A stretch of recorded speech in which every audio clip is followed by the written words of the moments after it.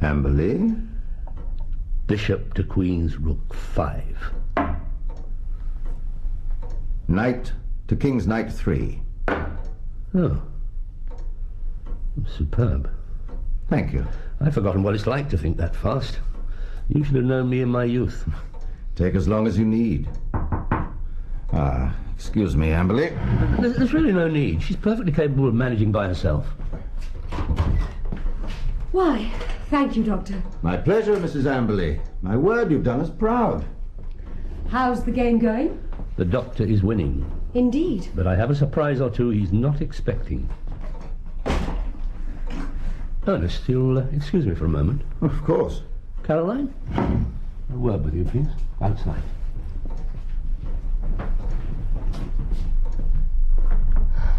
Have you taken leave of your senses, woman? Were my instructions not sufficiently clear? Josiah, I will not serve leftover scraps to a guest in my house. My house? I'll thank you not to forget the fact. I assure you there's very little possibility of that. How much did all that food cost? This is ridiculous. Tell me. He's your friend, though God alone knows why. How dare you take the Lord's name in vain? Josiah, I am going back in there, and I'm going to pour the coffee and serve the supper. You may do whatever you wish.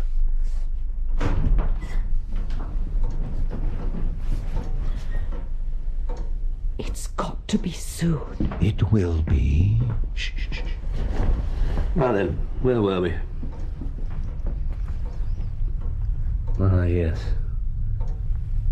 Bishop threatens knight. Ah. What's your answer to that, then, eh? Knight takes queen.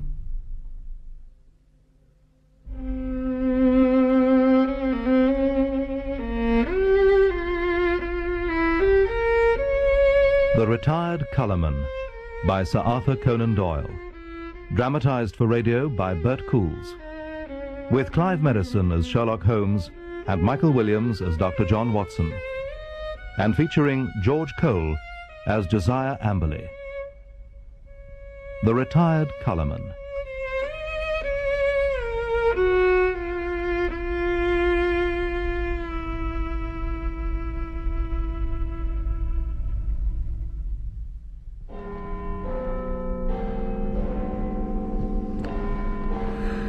Good.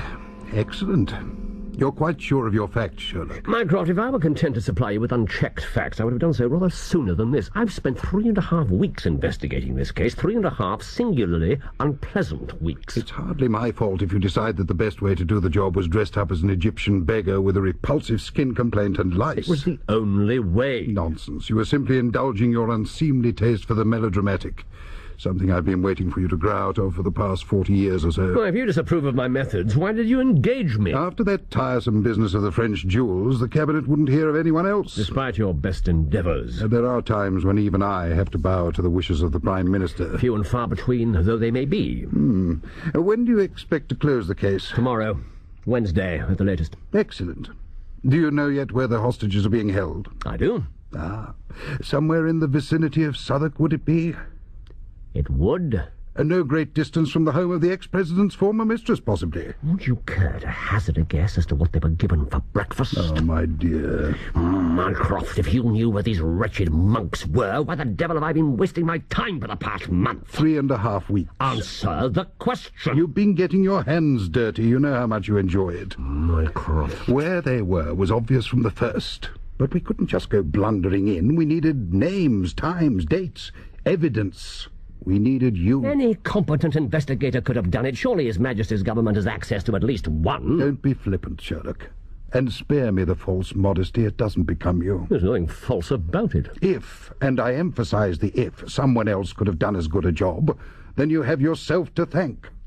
Would you care to explain that? I see no reason why I should, since you know perfectly well what I mean. Your example has been followed. Your methods, your innovations have revolutionized detection, as they will continue to do in the future,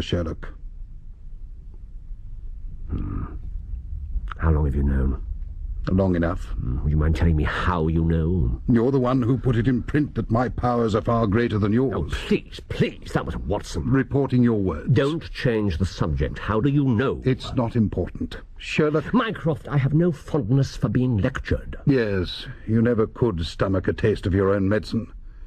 This is not a lecture. It's a small piece of brotherly advice. Are you paying attention? Do I have any choice? None whatsoever. I understand your reasoning. It's incorrect. I perceive your attitude. It's arrogant and ill-founded and unlike you, so it seems I appreciate your worth, which is incalculable. Mycroft, thank you, but... But as usual, my advice is falling on deaf ears. Good luck to you, brother. Thank you, brother. With the case. Of course.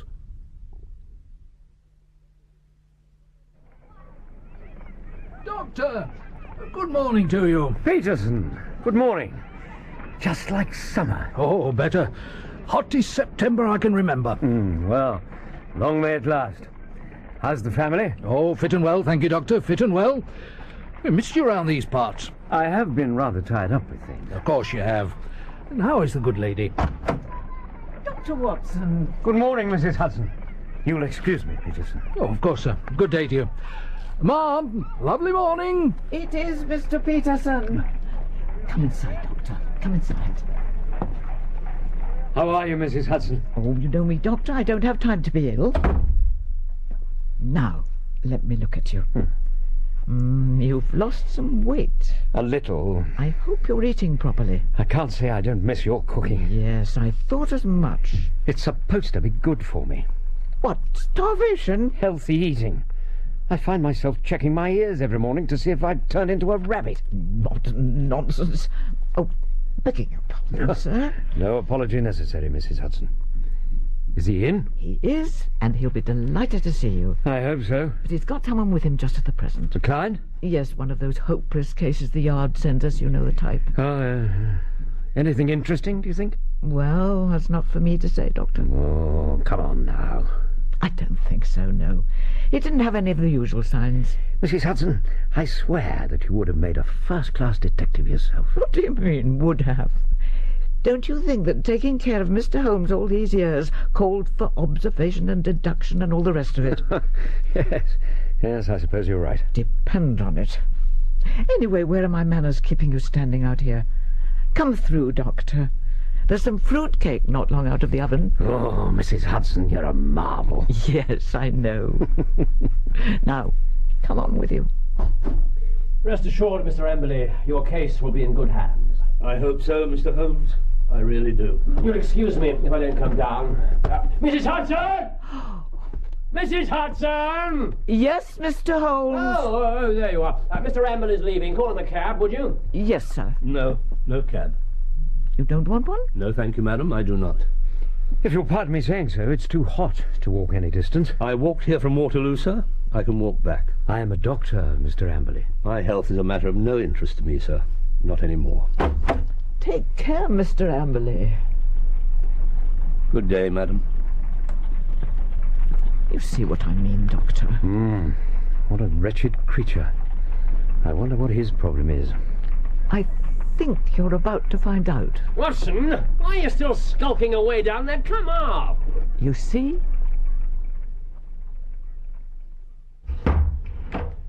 What did you think of him? Good morning, Holmes. It's good to see you again. Yes. Your impressions? The old fellow? Pathetic, broken. Exactly. Isn't his story a microcosm of the whole? I can hardly answer that without knowing what his story is. You hit it exactly. Pathetic and futile, like all life. Oh, come on. We reach, we grasp, and what's left in our hands at the end? A shadow, or worse than a shadow, misery. You know, you never used to be this affected by the state of your clients. No. The client's incidental. He merely happened to appear at a time when I was feeling this way anyway. I hope you were able to give him some degree of encouragement, poor man. What's his background? His cards on the table. Have a look. I see you haven't got any tide here since I left. I've been sorting some things out. Good Lord, what's the occasion? Ah, here we are. Looks as though he's used it about 100 times over. Josiah Amberley, Esquire, The Haven, Lewisham. Late of...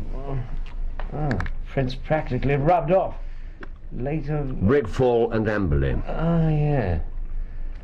Now, why do I know that name? You've seen it on paint boxes. Brigfall and Amberley, manufacturers of artistic materials. Yes, of course. And that was Amberley. Not exactly colourful. Perhaps not, but successful nonetheless. Yes, I made some notes. Yes, him. Thank you. Retired in 1896, married in 1897. Rather late in life. Perhaps you could compare experiences. Holmes, that isn't funny. We do have one thing in common. What? An eye for a good-looking woman. And this is Mrs. Amberley. Yes, indeed. She must be 20 years younger than him. Almost exactly.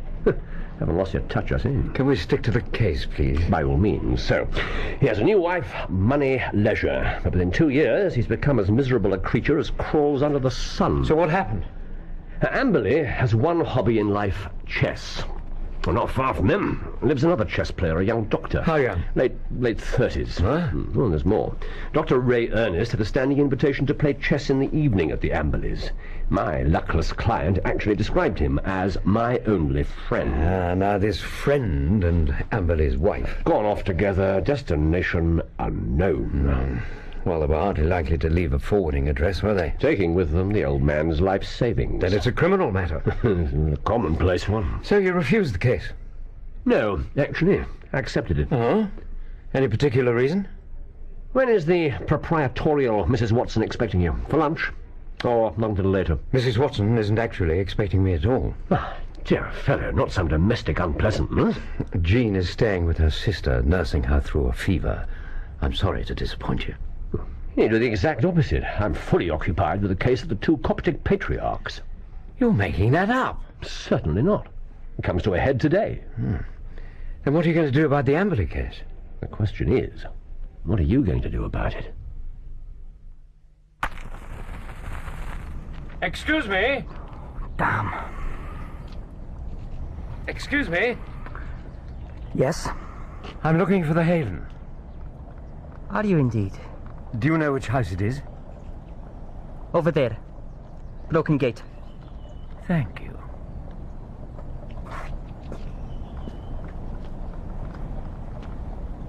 You're very welcome. I think the house would interest you, Holmes. Oh? Yes. At first glance, it's like a little island of culture and comfort, hidden away in the middle of those monotonous suburban streets. Cut out the poetry, Watson. It's an old house surrounded by a high brick wall. Good. You said at first glance. Well, the garden was all running to seed, and the house wasn't much better. Not a man for wasting money on frivolity is your client.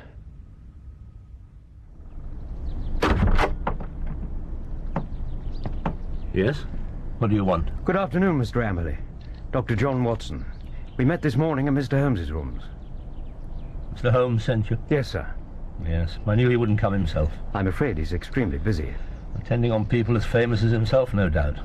And as wealthy. I assure you that a client's finances make no difference. Just as well, since I've lost everything I ever owned. Mr. Holmes is far more interested in a client's case than his bank balance. Art for art's sake, is it? Study of human nature? Exactly. Well, then he might well have found something here to interest him. The black ingratitude of it. When did I ever refuse one of her requests? Was ever a woman so pampered? And that man, he might have been my own son. Won't you come in? Thank you. It's a dreadful world, Dr. Watson. A dreadful world.